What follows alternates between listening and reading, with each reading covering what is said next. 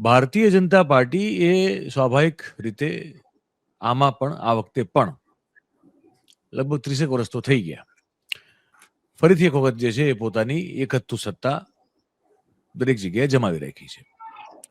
એટલે આમ જુઓ તો કંઈ નવું નથી. અમુક નવી વાતો છે જે દિલીપભાઈએ ગઈકાલે પણ કરેલી ને આજે થોડીક એને રિપીટ પણ કરશું. વિશ્લેષણ શરૂ કરીએ એના પહેલા હું તમને થોડીક જાણકારી આપું તો તમારી પાસે આમ તો હોવી જોઈએ, આજના તમામ છાપામાં પણ છપાયેલી છે કે 15 જે મહાનગરપાલિકાઓ, પહેલા 6 હતી, હવે વધારી દેવામાં આવી એટલે હવે 15 થઈ ગઈ છે. તો તમામે તમામ જે છે એમાં ભાજપ જીતેલું છે. 34 જિલ્લા પંચાયતોમાંથી 33 જીતેલું છે ને એક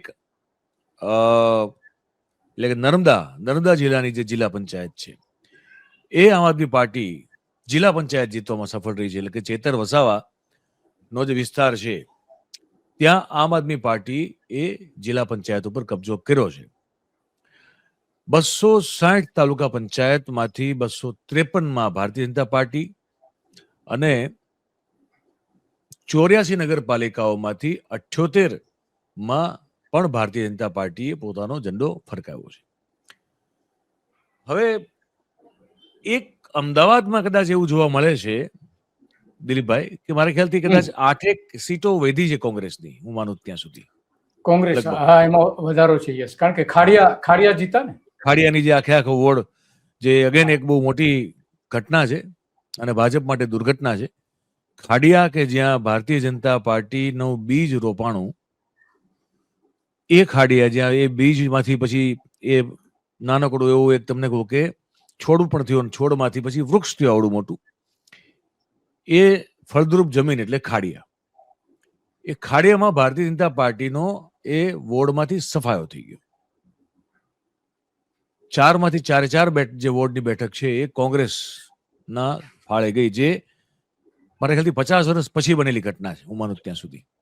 50 વર્ષથી એક ધારું કદાચ કોઈ ખાડિયામાં મ્યુનિસિપાલિટીમાં તો કોઈ પહેલાનું જનસંઘ ને પછીનું ભાજપને કોઈ હરાવી શક્યું નથી, જ્યાં સુધી મારી સમજ છે ત્યાં સુધી. એટલે આ જે બધી વાત આપણે જોઈ એમાં તીર્થ સ્થળોમાં પાછો ભાજપનો રકાસ થયો છે. અંબાજી જેવી અત્યંત હિન્દુઓની અત્યંત શ્રદ્ધા ધરાવતી પવિત્ર તીર્થની જે જગ્યા છે ત્યાં એ નગરપાલિકા ભારતીય જનતા પાર્ટીએ ગુમાવેલી છે. એટલે આ જે ઓવરઓલ છે, અચ્છા, આમ આદમી પાર્ટીએ પણ અમુક જગ્યાએ બહુ નોંધપાત્ર દેખાવ, ભલે લિમિટેડ છે પણ નોંધપાત્ર દેખાવ કર્યો છે. આપણે સમજવાનો પ્રયાસ કરવો છે દિલીપભાઈ સાથેની વાતચીતમાં કે દિલીપભાઈ 30 વર્ષ થઈ ગયા એક ધારું સતત ચાલી રહ્યું છે ભાજપનું જે બુલડોઝર એક ધારું ગુજરાત ઉપર. આમ તો અમદાવાદ મ્યુનિસિપલ કોર્પોરેશનમાં જે પહેલો વિજય મેળવ્યો હતો ભારતીય જનતા પાર્ટી, એને 40 વર્ષ થયા.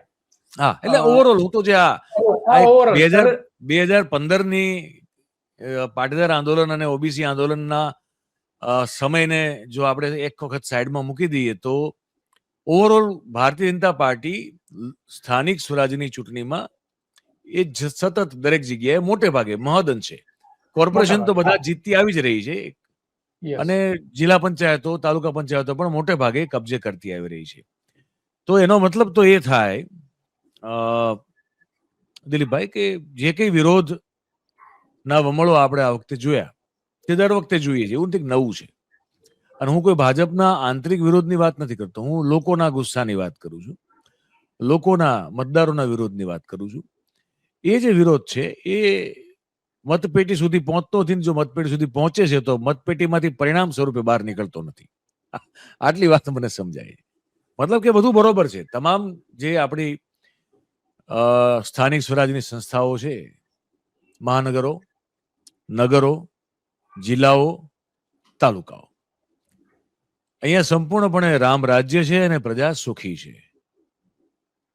રોડ, રસ્તાઓ, ગટર, વીજળી, પાણી બધું બધાને એકદમ ફર્સ્ટ ક્લાસ ટનાટન મળી રહ્યું છે. કોઈને કોઈ ફરિયાદ નથી, કોઈને કોઈ તકલીફ નથી. અને તમામ જવાબદારીઓ આ ભારતીય જનતા પાર્ટીની જે બોડીઝ બને છે અલગ અલગ રાજ્યના, આપણા રાજ્યના અલગ અલગ શહેરોમાં અને વિસ્તારોમાં, એ ઉત્તમ કક્ષાનું કામ કરી રહી છે.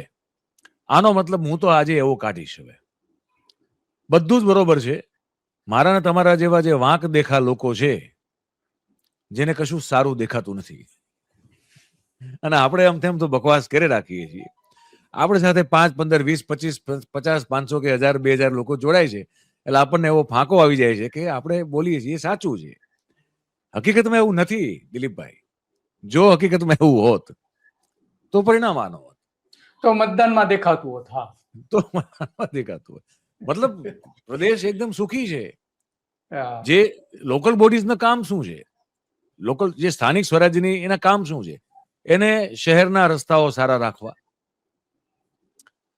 જાહેર વીજળી વ્યવસ્થા જે છે એ પ્રોપરલી એને મેન્ટેન રાખવી, લાઇટ ક્યાંય થાંભલાઓમાં લાઇટ જયેલી ન હોવી જોઈએ, એને જે શહેર અથવા તો ટાઉન જે નગર નાનું છે, નાનું મોટું હોય તો મોટું, એને સ્વચ્છ રાખવું.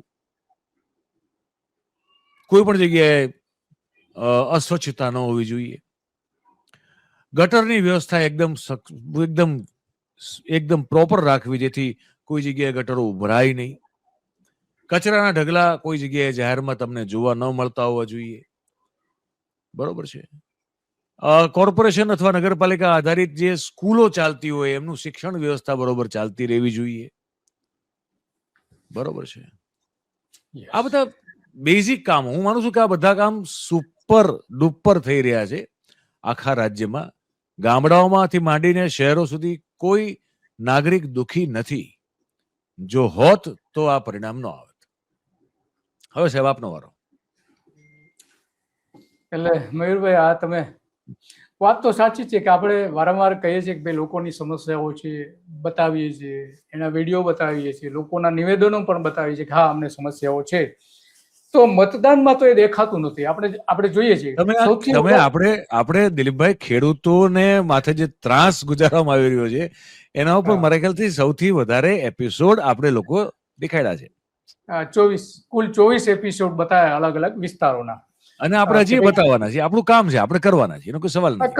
કરવાના લોકોનો અવાજ તો આપણે રજૂ કરવાના છીએ. ભલે એના પરિણામો તાલુકા કક્ષાએ જે તકલીફો છે, જિલ્લા કક્ષાએ જે તકલીફો છે, માનો કે ચૂંટણીમાં એના પરિણામો ન આવે પણ સરકાર તો કમસે કમ થોડું ધ્યાન આપશે અથવા તો લોકો તો જાગૃત થશે, એટલું તો થશે. અને એક આ પરિણામનો બીજો મતલબ એક હું એ કાઢું છું, સોરી સર, વચ્ચે હું એક વાત કહી દઉં, મારી એક અધૂરી રહી ગઈ વાત. આનો મતલબ એ છે કે ભ્રષ્ટાચાર સાહેબ ક્યાંય થઈ જ નથી રહ્યો.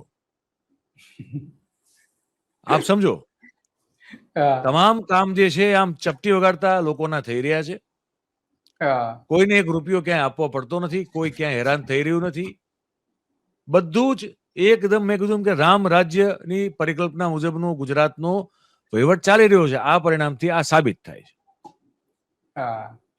એવું જ છે ને, કારણ કે આપણે જે રીતે જોઈએ છે કે જે પક્ષવાર જે મત મળેલા છે એનું જો આપણે એનાલિસિસ કરીએ તો આપણે જોઈ શકીએ છીએ કે 4/4માં લગભગ ભાજપને સરેરાશ 53.68% મત મળેલા છે. કોંગ્રેસને લગભગ સમજો ને કે 31%ની આસપાસ, અને આમ આદમી પાર્ટીને 10% મત મળેલા છે.